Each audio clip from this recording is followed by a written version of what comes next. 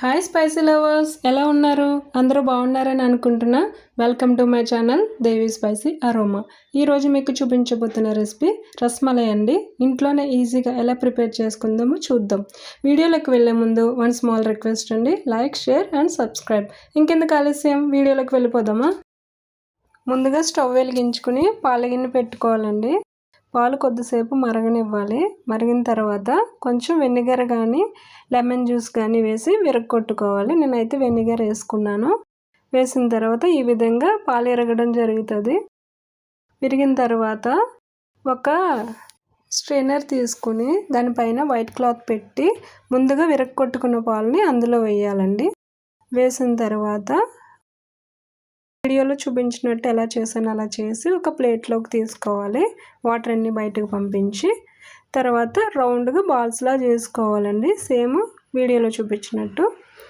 Stove మీద మళ్ళీ పాలు మరగపెట్టుకొని కొద్దిగా షుగర్ వేసుకోవాలండి. ఒక హాఫ్ కప్ అలా సరిపోతుంది, ఫుల్ కప్ అవసరం లేదు.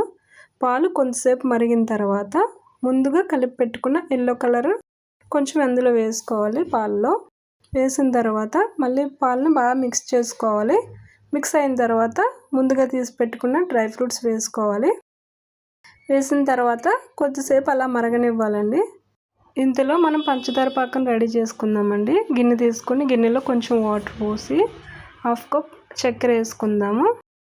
చక్కెర వేసి కొద్దిసేపు అలా మరగనివ్వాలి. మరిగిన తర్వాత పంచదార పాకం రెడీ అవుతుంది.